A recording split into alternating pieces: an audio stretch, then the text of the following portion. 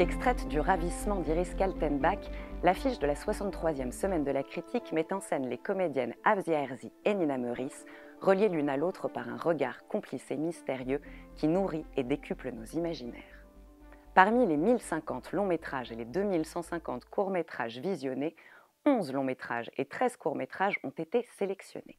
Le jury de la 63e édition de la Semaine de la Critique sera présidé par le réalisateur, scénariste et producteur espagnol Rodrigo Sorogoyen. À ses côtés, la productrice française Sylvie Piala, l'actrice rwandaise Eliane Umuir, la chef opératrice belge Virginie Surdège et le critique de cinéma canadien Ben Krol. En ouverture de la 63e Semaine de la Critique, Les Fantômes du réalisateur français Jonathan Millet. Thriller psychologique, ce premier long-métrage à la mécanique implacable revisite les codes des films d'espionnage.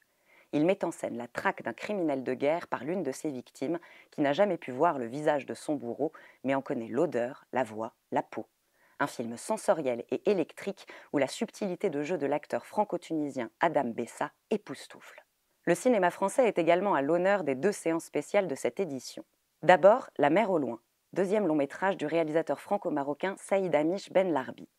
Un mélodrame élégant sur fond de musique rail qui se déroule dans les années 90 et raconte sur une décennie la vie clandestine d'un immigré marocain à Marseille.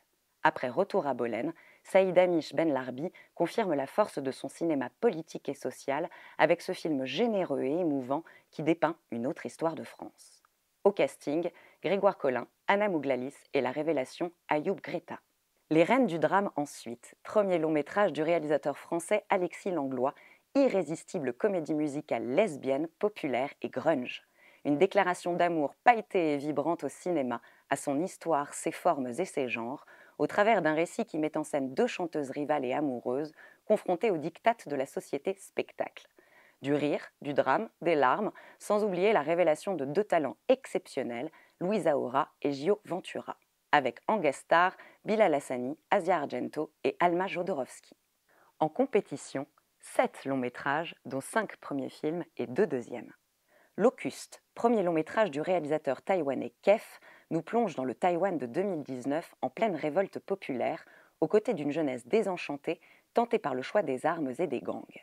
Un film de genre tragique et romantique à la mise en scène virtuose qui rend hommage aux grands maîtres du cinéma taïwanais et américain tout en renouvelant avec passion et talent les codes du néo-noir. Julie Keeps Quiet, premier film du réalisateur belge Leonardo Van Dale, dresse le portrait tout en finesse et nuance d'une joueuse de tennis au mental d'acier poussée par son club à parler quand son entraîneur fait l'objet d'une enquête. Scénario et mise en scène au cordeau, ce drame résolument contemporain montre par la force et les outils du cinéma combien la parole est parfois difficile à libérer. Simone de la Montagna, premier long métrage du réalisateur argentin Federico Luis, questionne notre regard sur le handicap avec une rare acuité.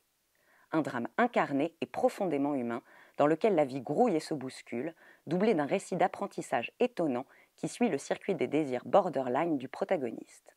Une traversée des mondes en dehors des sentiers battus.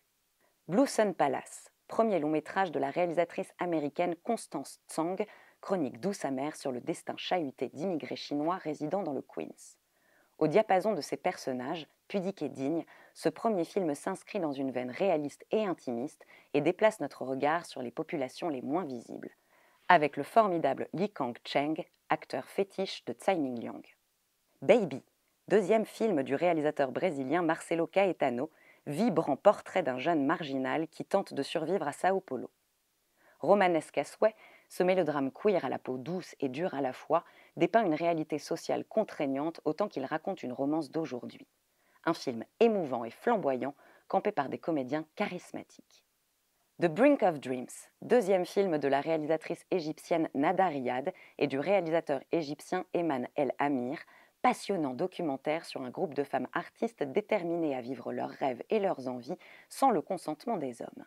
Le caractère de ces femmes insoumises déteint de la plus belle des manières sur ce film authentique et dynamique qui jouit d'une forme libre et stimulante. La Pampa, premier long métrage du réalisateur français Antoine Chevrollier, plante d'emblée le décor. Sport, virilité et virilisme dans les campagnes. Incarné par des comédiens débutants et confirmés avec la même intensité, ce drame percé de lumière raconte l'amitié comme rempart à l'intolérance. le cœur se serre et se desserre sans que jamais le trait des émotions ne soit forcé. En clôture de cette 63e édition, Animal, deuxième long métrage de la réalisatrice française Emma Benestan, qui revisite le mythe de la bête et situe son film entre le western, le slasher, le body horror et le revenge movie, le tout en terre camarguaise. Un puissant manifeste féministe dans lequel brille la comédienne Oulaya Amamra, transcendée par ce rôle complexe et physique. Le jury remettra 4 prix. Le prix Découverte Late Ciné du meilleur court-métrage, le prix Fondation Wiroderer de la Révélation, le prix French Touch du jury et le Grand Prix de la Semaine de la Critique. La sélection court-métrage sera annoncée le 18 avril. La 63e édition de la Semaine de la Critique se tiendra à Cannes du 15 au 23 mai prochain.